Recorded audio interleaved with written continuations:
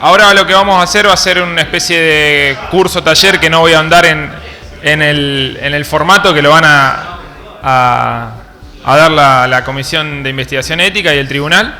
Le agradezco a todos por venir y esto va enmarcado también en la iniciativa que tuvimos de fomentar la cuestión ética dentro de nuestro colegio y de sernos fuertes e ir, obviamente, paso a paso consolidando ciertas cosas que obviamente cuando uno las va desarrollando se da cuenta o que faltó, o que podemos mejorar esto. Y la verdad que en ese ámbito quiero felicitar, digamos, y valorar el esfuerzo que está haciendo la Comisión de Investigación Ética. Creo que se juntaron todos los jueves, si no se juntaron algún jueves fue por alguna cuestión, pero han venido todos los jueves de todo el año y la verdad que son toda gente de afuera y eso hay que valorarlo. Así que bueno, nada más, los dejo con Gisela, que va a arrancar, y Hugo. Primero el padre. El padre, perdón. Hugo, si quieres. Gracias. No, simplemente es un gusto estar con ustedes después de tanto tiempo. Por ahí las circunstancias nos llevan a estar separados, pero las circunstancias también nos traen a que estemos juntos y eso es una alegría. Les decía, simplemente para explicarle en qué consiste este curso. Una primera presentación va a hacer Gisela sobre la responsabilidad y los distintos tipos de responsabilidades profesionales que existen para con nosotros. En una segunda parte vamos a hablar ya del código de ética.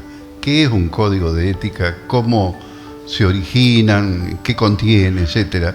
Y en una tercera parte vamos a ver las normas específicas de ética. Y en esta tercera parte, sí, lo que le vamos a pedir es hacer un trabajo en común.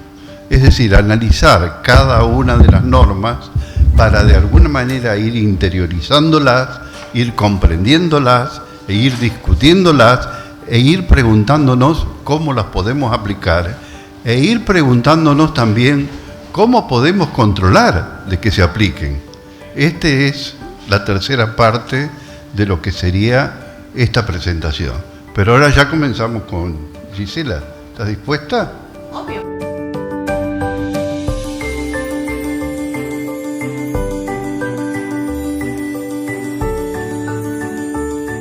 Agradecerles a ustedes la presencia, por supuesto, porque la verdad que sin ustedes nada sería posible.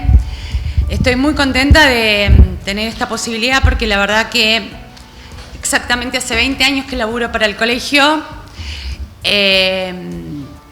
Frix me convocó por primera vez y la verdad que desde ahí he aprendido un montón de personas grosísimas, como fueron todos los presidentes desde ese momento hasta hoy, fundamentalmente de mi papá, que creo que es, disculpen, el agrimensor mejor que existe, pero lejos académicamente, y lo que sabe ese hombre, pero bueno, gracias a Dios me ayudó un montón a entender un poco la dinámica, pues yo soy asesora legal, soy abogada, disculpen que estoy medio afónica, pero la verdad que me ha ayudado a entender la dinámica de lo que es la agrimensura. Por eso me parece muy interesante este formato, muy interesante, porque todo lo que acá surja y que después ustedes en una charla común lo podamos discutir y nos puedan, bueno, fundamentalmente a mí, decir, en tal caso específico, ¿qué consecuencias jurídicas puedo tener o qué implicancias o qué consecuencias, etcétera, etcétera? La verdad que estaría muy bueno el trabajo de campo, o sea, de grupo que se haga, porque sería una ida y vuelta muy interesante. Bueno, un poco lo que yo les quería contar de una manera, esto me gustaría más que sea un workshop, o sea, que sea una ida y vuelta entre nosotros, con lo cual el que quiera hacerme alguna pregunta me la hace, va a intervenir Aldana también en una oportunidad, o sea, Aldana es la abogada de la Comisión de Investigación Ética, ¿así se llama? Ok, bien. Yo soy la asesora del colegio, como saben, Y estoy ya vuelvo a repetirlo, le agradezco a Willy también la confianza que siempre me ha tenido, y a todos los presidentes que hoy no están presentes, pero que han sido presidentes de, por supuesto, a Noceda, a usted, señor, que me debe la pata, me debe el cordero, la pata, no me acuerdo qué era, pero me la debe. Bueno, vamos a empezar un poquito. ¿Cuál es la estructura de lo que les quiero mostrar? La verdad que lo que quisiera hacer es un poco hablar de la responsabilidad disciplinaria del profesional, tanto en ejercicio particular de la profesión como en ejercicio dependiente de algún órgano estatal, como de los matriculados o profesionales que ejercen funciones dentro de algún órgano de gobierno del colegio, que no es menor. Entonces, vamos a empezar así. Voy a empezar a hablar de qué es la responsabilidad disciplinaria con algún tipo de conceptos. Luego lo voy a relacionar la responsabilidad disciplinaria con, digamos, qué implicancias tiene cuando también hay responsabilidad penal o civil por, obviamente, una mala praxis del profesional, un juicio que tiene que afrontar. Entonces, a partir de ahí, vamos a ir relacionándolo en un segundo momento. Y luego vamos a tratar de ver con Aldana qué es esto un poco del procedimiento disciplinario, que es algo bastante complicado y bastante nuevo, ya vamos a ver por qué, y que resulta un poco desconocido para ustedes. Bueno, empecemos. ¿Qué es la responsabilidad? ¿Qué es la responsabilidad? La responsabilidad simplemente es atribuir una determinada consecuencia dañosa para un tercero a alguien que tiene un deber o una obligación contractual o un deber legal con un profesional. Eso es responsabilidad profesional, simplemente.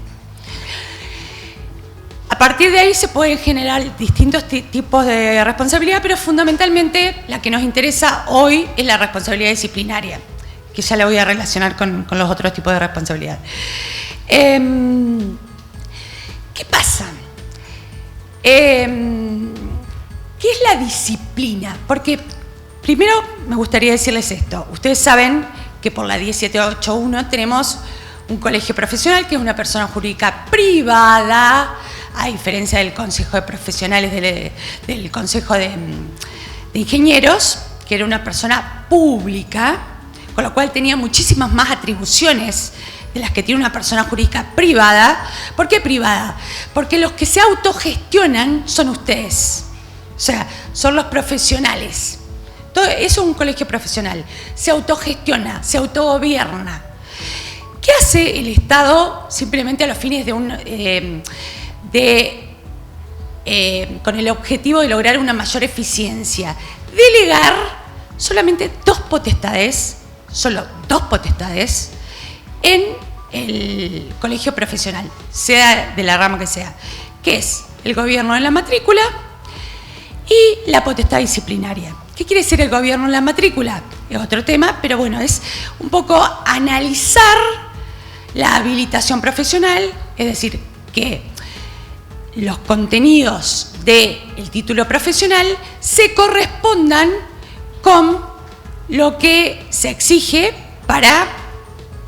¡Ay, qué voz de pito tengo!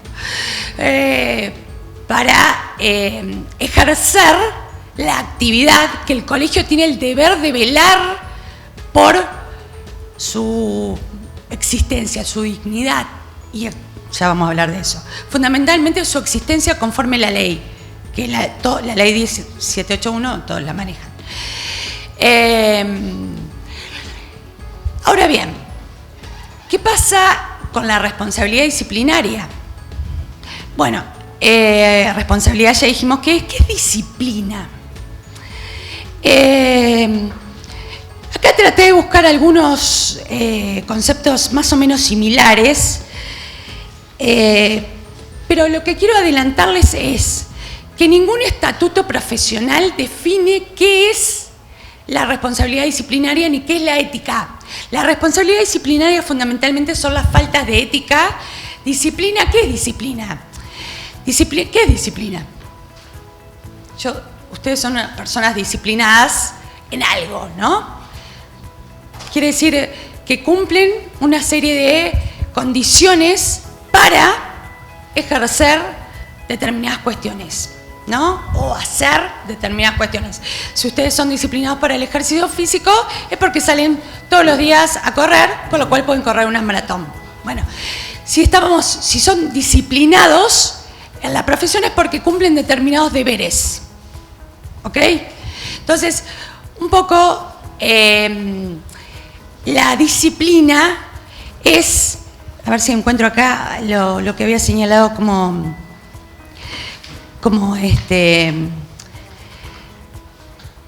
sinónimos, pero no sé si lo voy a encontrar, pero es algo así como, se define de una manera ética, decoro,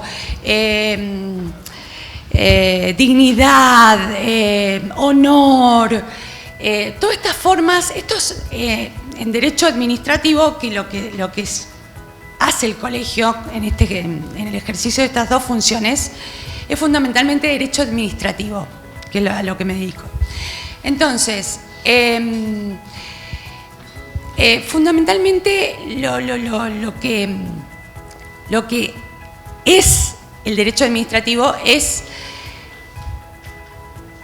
tratar fundamentalmente a partir de los órganos de gobierno, tratar de hacer observar que los matriculados ejerzan la profesión con esas condiciones. ¿Qué pasa? Son conceptos jurídicos indeterminados, se llaman en derecho administrativo. Porque ¿qué es dignidad? ¿Qué es decoro? ¿Qué es honor? ¿Qué es...? Son conceptos demasiado amplios y demasiado, digamos, con un margen de apreciación por parte de los órganos muy amplio. Pero así lo quiso la ley. Así quiso la ley. La ley quiso que quienes aprecien qué es una falta, bueno, a la ética, al honor, a la dignidad, a la primacía, al privilegio de ser profesional de la agrimensura, sea de determinados órganos. En este caso es de la Comisión de Investigación Ética en un punto, y fundamentalmente el órgano, quien tiene la facultad soberana disciplinaria, es el Tribunal de Ética. Por eso siempre, en general, las personas que se desempeñan como vocales del Tribunal de Ética son personas que tienen un desempeño, eso en cualquier colegio profesional, ya una experiencia en el trabajo, etcétera, etcétera, que los coloca en una situación que pueden ver con imparcialidad algunas circunstancias. En general son jubilados, por ejemplo, en el colegio de abogados, en general son jubilados. También pasa lo mismo, no acá no pasa lo mismo, pero más o menos. Pero fundamentalmente por el tema de la mirada imparcial, porque ya viví tanto, ya viví la profesión, la ejercí, vi todas las consecuencias que eso generaba, ok, puedo analizarlo de una manera objetiva. Bueno, ¿qué pasa con esta responsabilidad disciplinaria? Bueno, fundamentalmente la responsabilidad disciplinaria, ahora después vamos a ver casos concretos, quiero que surjan a partir del trabajo en equipo, pero implican cómo está regulado tanto en el estatuto como en la ley de catastro y en la ley del CIT. Como de una manera negativa, por eso que les dije de que son tan amplios los conceptos que no se pueden regular, no se pueden precisar de una manera concreta. No podemos decir que es una falta al honor para decir esto es una violación a tu deber de ética, a tu deber del honor con la profesión, de la disciplina con la profesión. No se puede, es muy difícil. ¿Qué es lo que hacen los estatutos entonces, también las leyes? es definir por negación, digamos, en sentido contrario. ¿Qué es lo que no, digamos, se puede hacer? No, y a partir de ahí tenemos deberes, cumplir con, por ejemplo, la asistencia a asambleas, de una manera regular, o observar de una manera decorosa la relación con el comitente, etcétera, etcétera. Quiero decir, tener una relación personal, hacer, obviamente, el ejercicio, hacer el trabajo de forma personal, etcétera, etcétera. Así lo define, en forma de deberes, en forma de obligaciones o en forma de, directamente, de faltas. Así está el estatuto. O sea, está definido de una manera negativa. Ya van a ver, y si no, espero que lo manejen, y si no, lo manejen de ahora para adelante. Esto del estatuto, ¿no? ¿Cuáles son las...? Fíjense, el estatuto dice,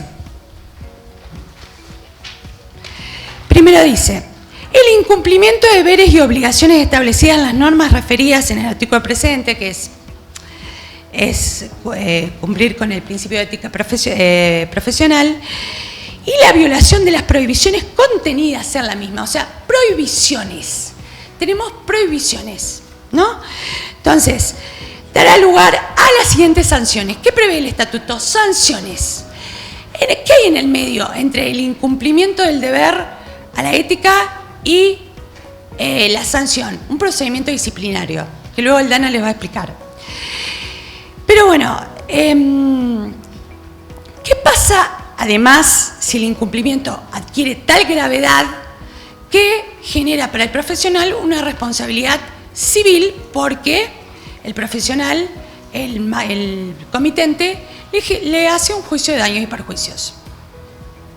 Bueno, genera una responsabilidad civil, porque el fuero que maneja eso es una responsabilidad civil, que la consecuencia es una sanción pecuniaria. O sea, ustedes van a tener que indemnizar a la persona si son considerados culpables, obviamente, culpables. Si son considerados, si los jueces tienen estas palabras que, bueno, si son considerados incumplidores o de, por ejemplo, mala praxis o de doble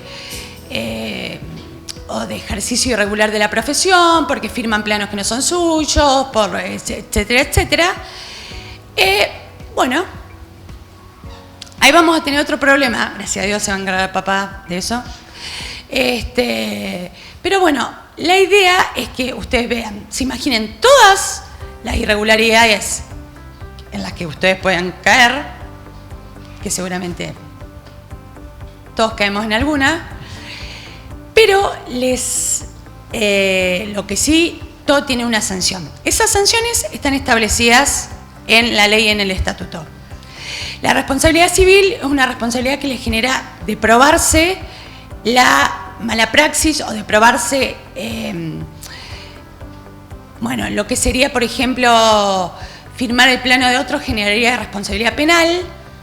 La responsabilidad penal tiene que ser demostrado, por supuesto, en un proceso penal, en donde lo más importante, esto es muy importante, tanto en el procedimiento disciplinario como en el procedimiento penal, el principio de inocencia y el de defensa, más que el de inocencia.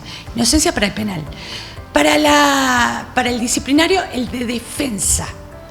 Con lo cual, dentro de todo el procedimiento que luego les va a explicar Aldana, la defensa es fundamental para que los jueces no nos bajen de una el procedimiento disciplinario. El procedimiento disciplinario que hacemos acá dentro del colegio. Entonces, esto quiere decir darles vista de la mayor parte, no quizás de todas, de la mayor parte de los actos. Hay actos que son personalísimos. Por ejemplo, si ustedes quieren recurrir con un abogado al procedimiento disciplinario, lo pueden hacer perfectamente, salvo algunos actos en particular. ¿Por qué? Porque son tan personalísimos una indagatoria. ¿Qué es una indagatoria? Ya lo va a explicar Aldana. Pero ese acto, quizás no, es un acto, yo lo hago en el Estado, en donde el abogado no puede recurrir. Pues necesitamos que tenga, no que le esté el abogado diciendo, no contestes, contestar. No, tiene que contestar todo lo que se pregunte.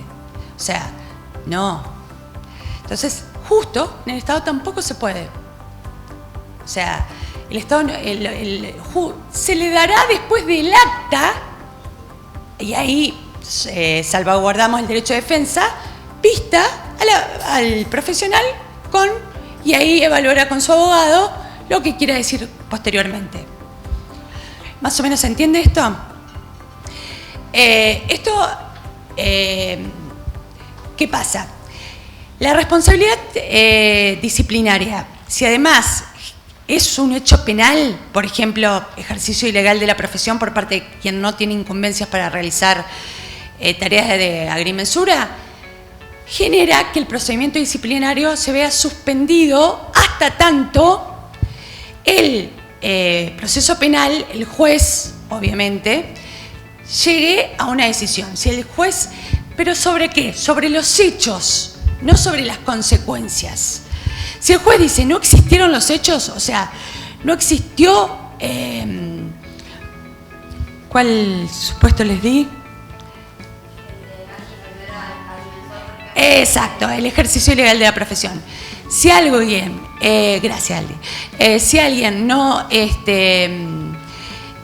se demuestra que esa persona ejerció ilegalmente la profesión, la responsabilidad disciplinaria no va a existir. Porque la responsabilidad penal es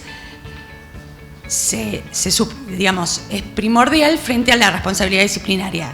Está por sobre la responsabilidad disciplinaria, se considera que es una responsabilidad penal menor, la disciplinaria, por eso dentro del procedimiento disciplinario hay una serie de garantías como el derecho de defensa que se toman del derecho penal. ¿Qué me interesaría decir respecto de el estatuto? Ustedes saben que fue reformado ya hace unos años. ¿Qué me interesaría decir respecto del procedimiento disciplinario que luego les va a explicar Aldi? Es ¿por qué se hizo esta modificación? Un poco para acompañar el derecho penal.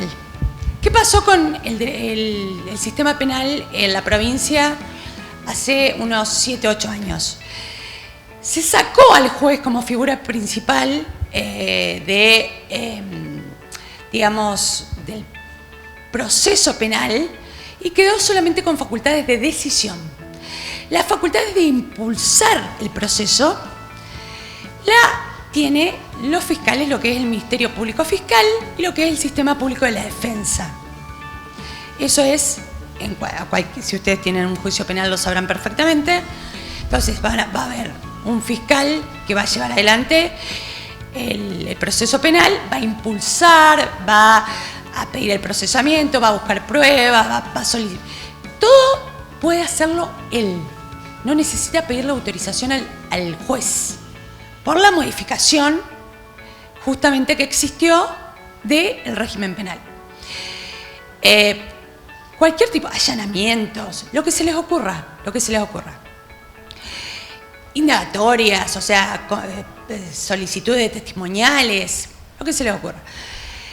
¿Qué pasó? Al juez le queda una segunda etapa de evaluar lo que hizo el fiscal, valorar el tipo de pruebas que el fiscal tomó, realizó y puede haber aconsejado el procesamiento o no.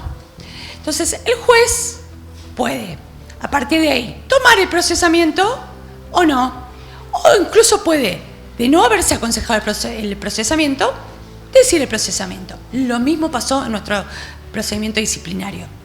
Se creó un nuevo órgano que es el órgano de la Comisión de Investigación Ética, que es quien hace todo este procedimiento. Y la verdad que es muy interesante porque es hacia dónde va el sistema disciplinario y el sistema penal. Se está evaluando también ponerlo en el sistema disciplinario de la provincia y porque hoy por hoy es un sumariante, los que trabajan en la provincia saben, es un sumariante que trabaja, o sea, incluso puede ser colega, si no sos director, si no tenés el cargo de director, puede ser un colega, un abogado, pero colega del lugar, que desarrolla todo el procedimiento, con lo cual el tema de la imparcialidad, que es lo que se resguarda a partir de este nuevo sistema. ¿Por qué? Porque tenemos dos miradas. Tenemos la mirada de quien toma las pruebas y tenemos la segunda mirada del Tribunal de Ética, que es quien va a decidir en definitiva y va a decir si existe una responsabilidad o no existe una responsabilidad. Y a partir de ahí, lo mismo hace el juez.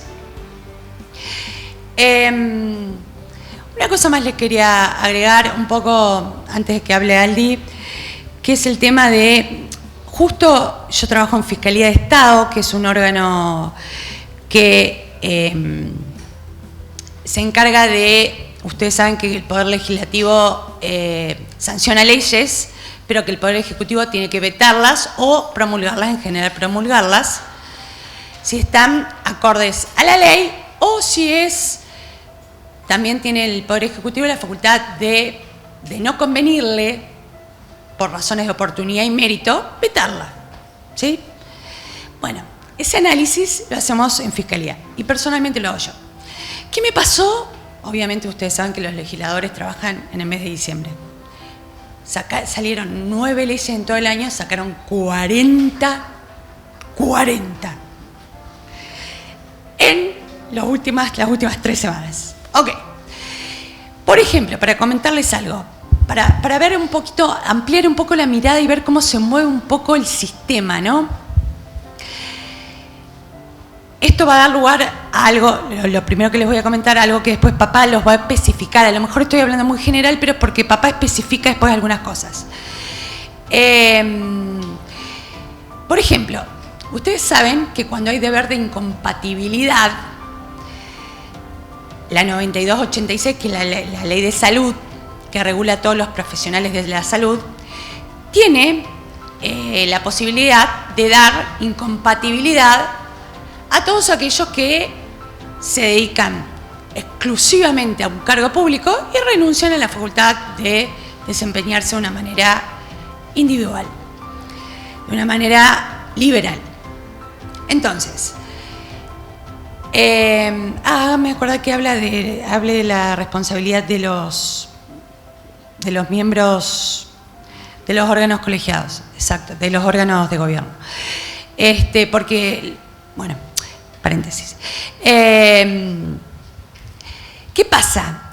Hay muchísimos cargos, todos los médicos, todos quisieran tener, lo que pasa es que no. Justamente no. ¿Por qué no quieren tener incompatibilidad los médicos? ¿Por qué ustedes no quieren tener incompatibilidad? ¿Por? Está bien, pero ¿por qué? Porque los médicos y ustedes ganan muchísimo más ejerciendo la profesión liberal. Entonces, no obstante, hay médicos, hay gente que, personal de salud, pero fundamentalmente la 9286 era solamente para títulos universitarios relacionados con la medicina, que hay gente que opta, y de optar tienen un 100%, se le duplica el sueldo. ¿Sí?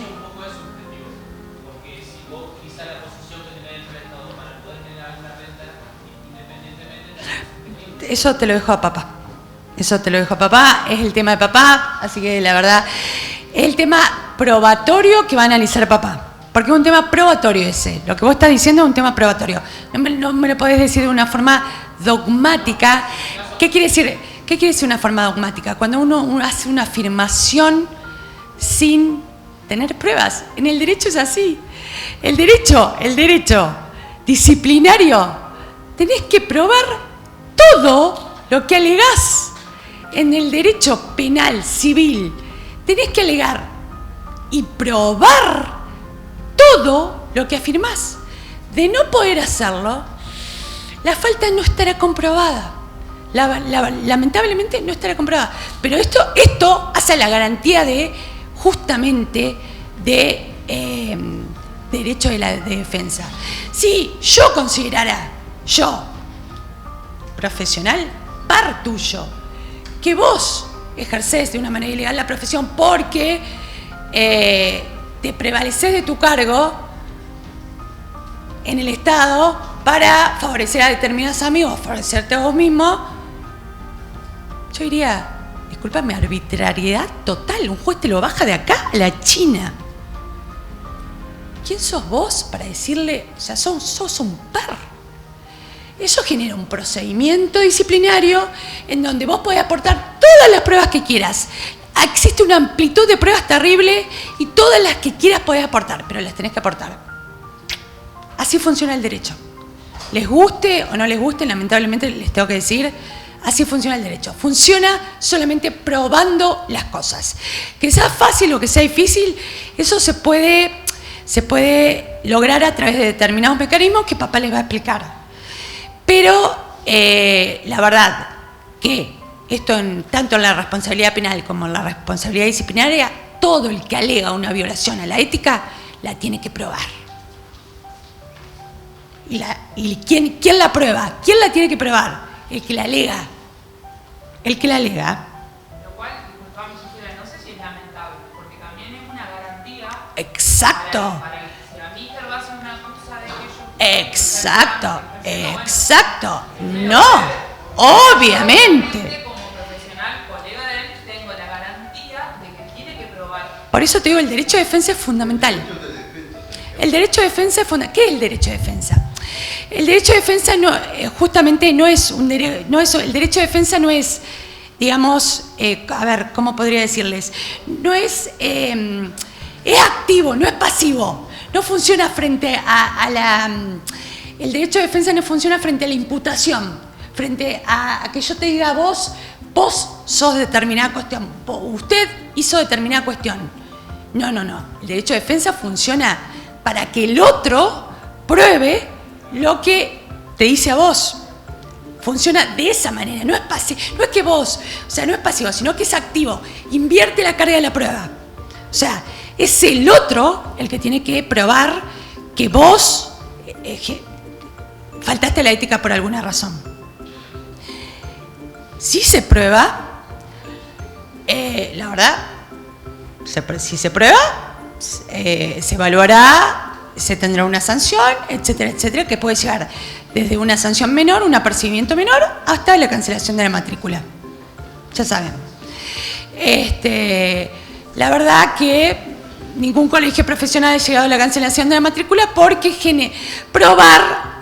Lo mismo pasa en el derecho penal. No nos rasquemos las vestiduras. O sea, piensen en todos los casos que ven por televisión. O sea, ¿por qué creemos que no? Digamos, les estoy diciendo que... Porque sí, el derecho hoy es garantista. Y es garantista respecto de quien se le imputa algo. Por eso hay que probarlo. Porque es así. El derecho hoy es así. Antes era un derecho muchísimo más acusatorio. Hoy no. Hoy es un derecho protectorio. Con lo cual, al invertirse la carga de la prueba, quien alega debe probar. Quien alega tu falta de ética lo debe probar. Que tiene posibilidades, variedad de pruebas, todas las que quieras. Incluso hay pruebas que no están nominadas, no están tituladas, no están calificadas, no están previstas, que las puede incluso utilizar. Quiero un informe a tal lado, quiero lo que se les ocurra.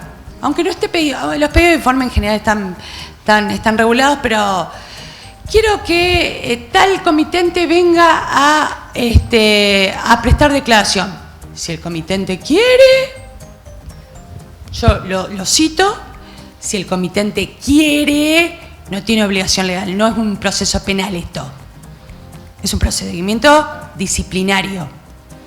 Al no ser penal, el comitente puede no querer venir. Y no tenemos la fuerza pública como en el derecho penal que lo obliga a venir.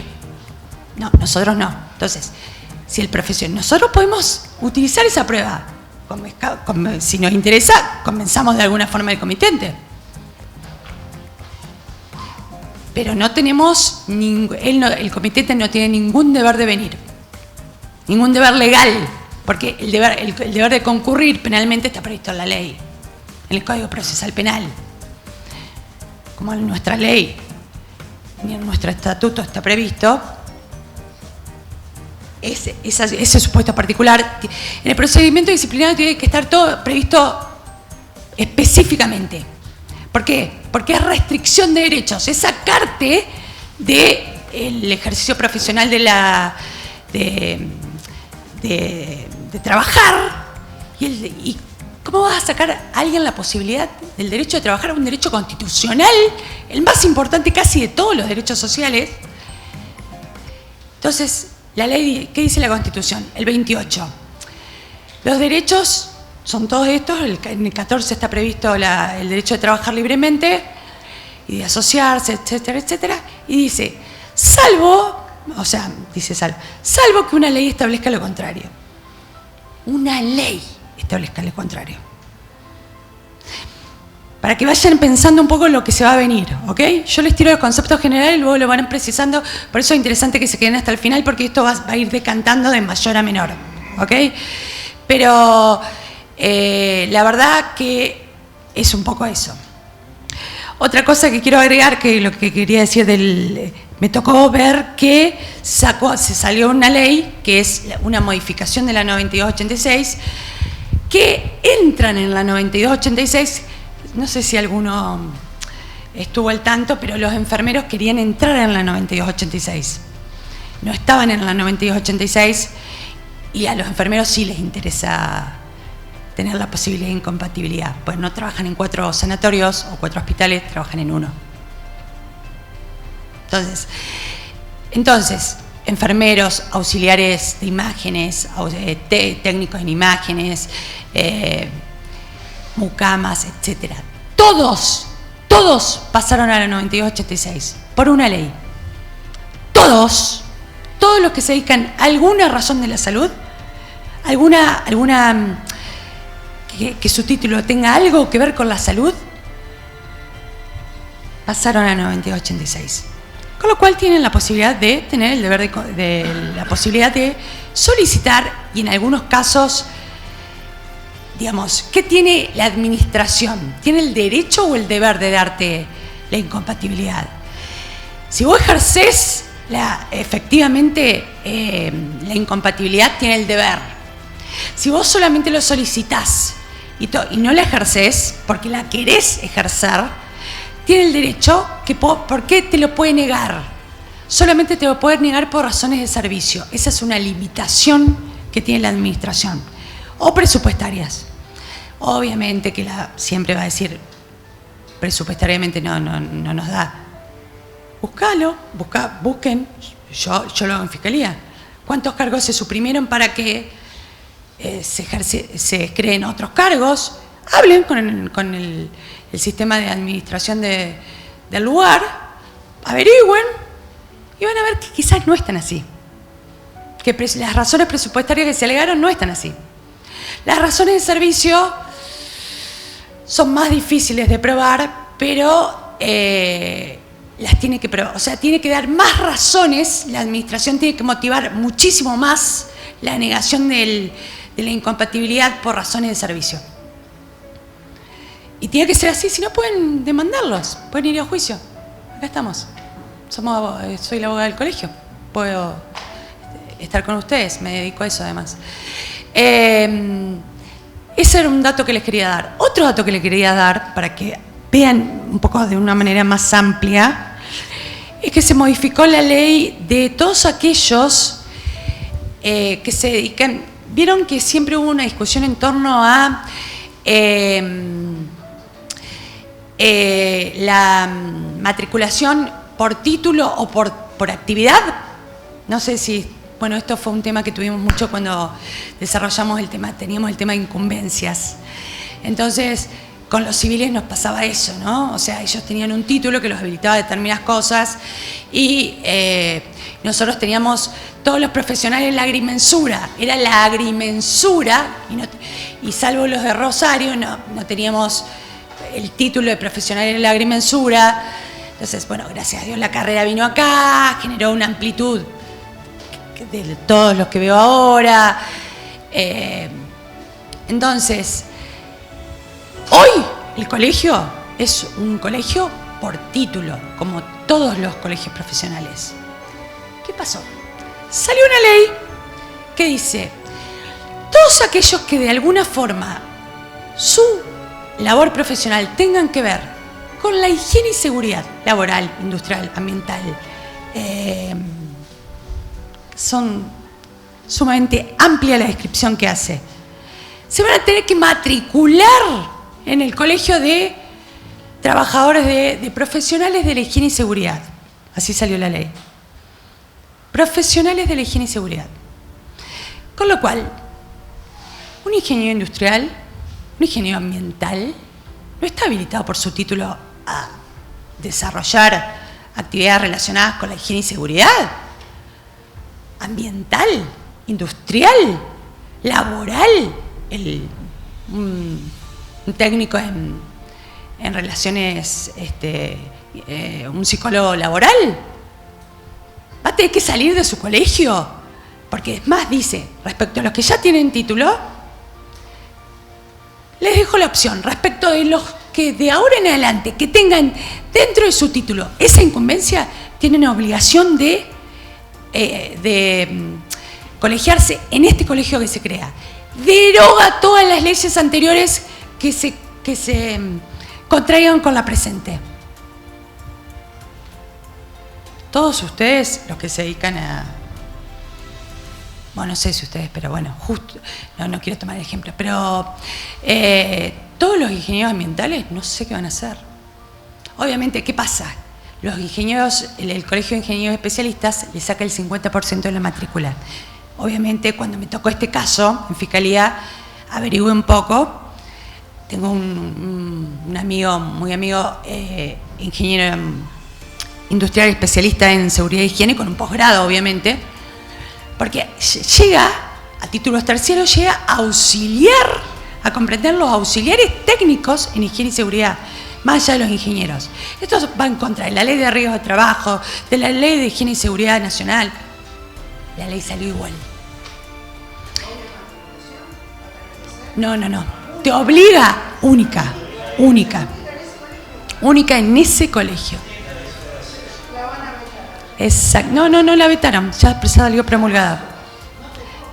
Los ingenieros especialistas se presentaron, no le dieron bolecia. Lo que sí obviamente va a haber es un juicio. Si se le van el 50% de la matrícula, obviamente va a haber un juicio.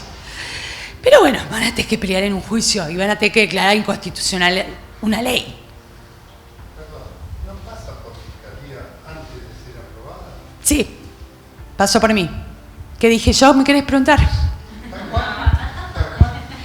No, disculpame, entra dentro de mis deberes de fidelidad con el Estado, con la provincia. No, la verdad que dije que en potencial, obviamente nosotros siempre hablamos de potencial porque nosotros le sugerimos al gobernador, es nuestro deber constitucional, porque somos un órgano constitucional, entonces la Fiscalía de Estado está dentro de la Constitución provincial, entonces nuestro deber constitucional es sugerir la legalidad o ilegalidad de la ley que sancionó el Poder Legislativo. Lo que hicimos fue sugerir que la ley tal cual estaba redactada podía ir contra el 41 y 42 de la Ley de Educación Superior, fundamentalmente, y contra la Ley de Riesgo de Trabajo, contra la Ley de Higiene y Seguridad, que exige para determinadas actividades que sea ingeniero industrial o ambiental quien desempeñe determinados servicios, con lo cual de aplicarse correctamente, que no se va a aplicar correctamente, con lo cual esta ley quedaría para actividades menores, muy menores, pero un montón de actividades, pero un montón de actividades. Le sugerimos al gobernador eso, no nos dio bolilla. La promulgaron igual. Ok, disculpen.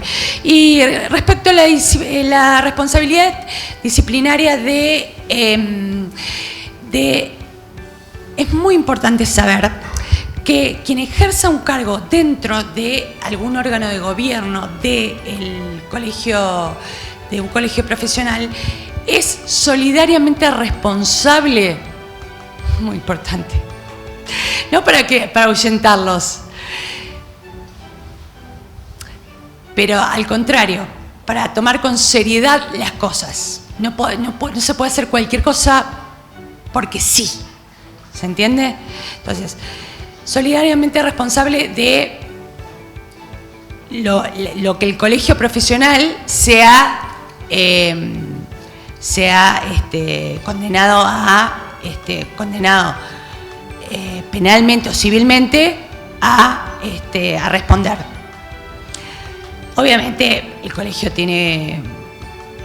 es muy difícil que se vaya contra la persona, lo mismo pasa en el Estado. Esto es ¿por qué es esto? Porque al ser una persona jurídica, las personas jurídicas se valen de las personas físicas para obviamente, pues lo necesitan para emitir su voluntad, que termina siendo una voluntad de la persona jurídica, pero la necesita la persona física. Entonces, la persona física por eso tiene un deber especial, justamente la de los integrantes de los órganos de gobierno es muy especial, por esta razón. No te preocupes, no te va a llegar ningún juicio, no te preocupes.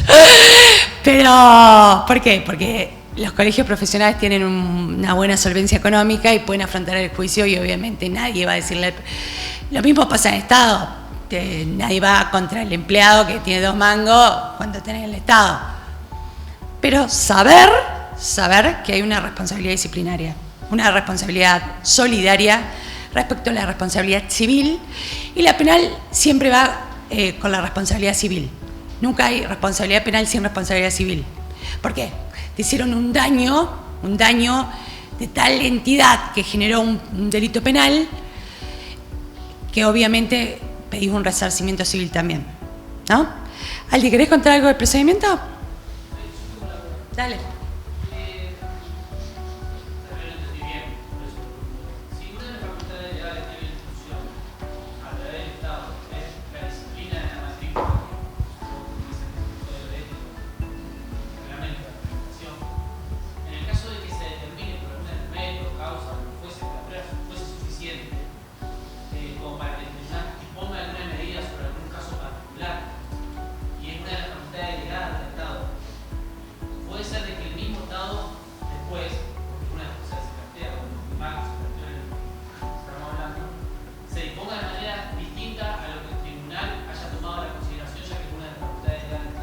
Por supuesto.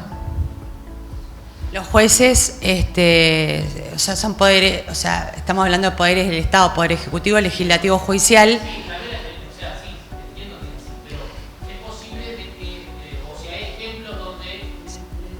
Sí, un montón,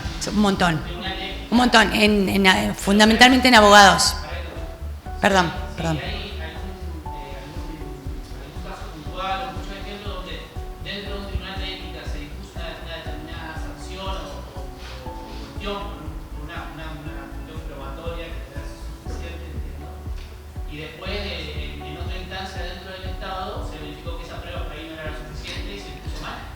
La otra instancia siempre es un juicio que haga siempre el apercibido o el que es sancionado, mejor dicho, porque apercibido es una especie de sanción, el sancionado. Entonces, siempre es revisable, esto es en toda...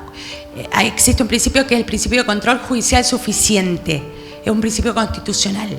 Siempre el Poder Judicial tiene que poder controlar cualquier actividad privada o de derecho público y controlarla suficientemente. Esto quiere decir con amplitud de valoración de prueba, de hechos y de derecho.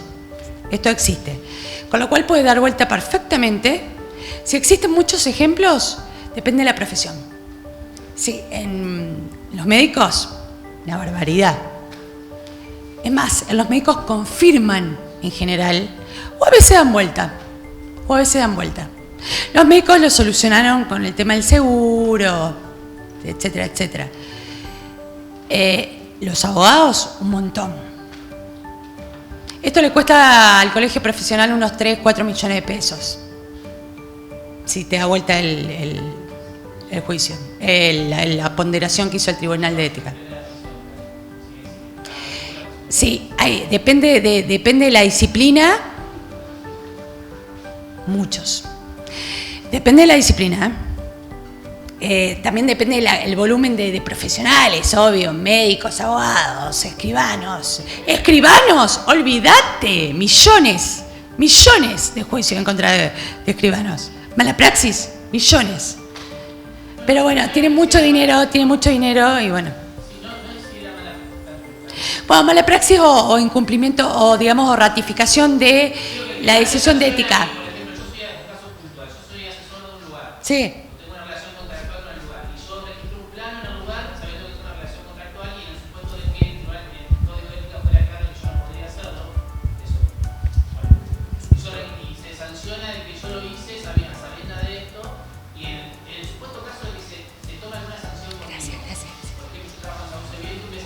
Gracias, Willy.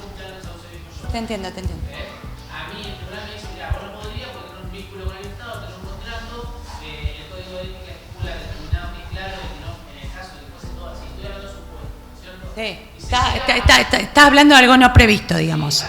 No, quiero que quede claro esto. No está previsto. No estoy cuestionando mi falta de ética, estoy cuestionando en el caso de que se sancione algo, o sea, al margen de Perfecto. No, yo para el resto, porque vos y yo hemos hablado de este tema, pero para el resto no está previsto el supuesto que se está refiriendo Gervasio. No está previsto. Dale, sí. eso, no, si se llega a una sanción en contra de mí, Sí. a eso voy. Si hay muchas pruebas, muchos casos de ejemplo donde si tiene facultad de la comisión expiadora o el tribunal de ética de sancionar, que son facultades del Estado, si después hay un caso puntual así donde después en alguna instancia yo pueda defenderle y decir, ya, no fue. Por supuesto. El control judicial es suficiente, te lo acabo de mencionar. Tenés que ir a un juez civil y comercial que te va a revisar. Claro, exactamente. Sí. Sí, ahora lo va a contar. Sí, ahora lo va a contar Aldi. Puede actuar, la Comisión de Investigación Ética puede actuar de oficio, sí. Igual es una anomalía dentro de nuestro estatuto. Porque, digamos, Rosario, ¿qué hicimos? Esto se aprobó por Rosario, esta modificación. Tiene que quedar claro. Yo no estaba muy de acuerdo, pero me parece interesante lo que me parece interesante es, a los fines de la imparcialidad, que sean dos órganos distintos que te evalúen, o dos o tres estamos tratando, que a los fines de lograr lo que está Gervasio buscando, a los fines de lograr realmente, estamos tratando de ver que realmente sean dos o tres miradas las que vean realidad, pero vuelvo a repetir, las pruebas. Por supuesto. Igual no tengo que dejar de decir que si alguien... No, por supuesto, adelante.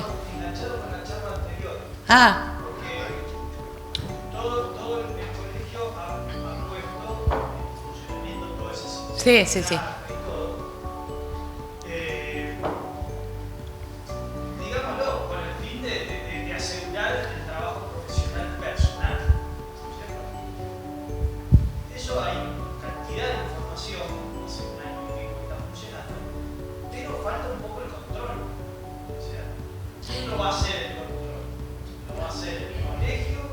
¿Lo va a hacer el tribunal? ¿El tribunal lo puede solicitar? Porque es la pata que falta. El tribunal, no, la Comisión de Investigación Ética te lo va a contestar Aldana, pero sí. Siempre debe haber una denuncia. No, está previsto en el estatuto que sea de oficio. Lo único que tengo que aclarar es que ni los jueces, salvo en delitos en delitos de gravedad mayor como los homicidios, violaciones, etcétera, no pueden actuar de oficio. Bien, o sea, no es menor, porque algún día nos pueden atacar de inconstitucional eso. No es para, digo, los jueces no pueden actuar de oficio. Si los jueces no pueden actuar de oficio, está bien, es una responsabilidad disciplinaria. No, además está previsto en el estatuto, se puede porque está previsto en el estatuto, ya está, o sea, está previsto. Mientras que no sea impugnado, sepan que se puede impugnar, nada más.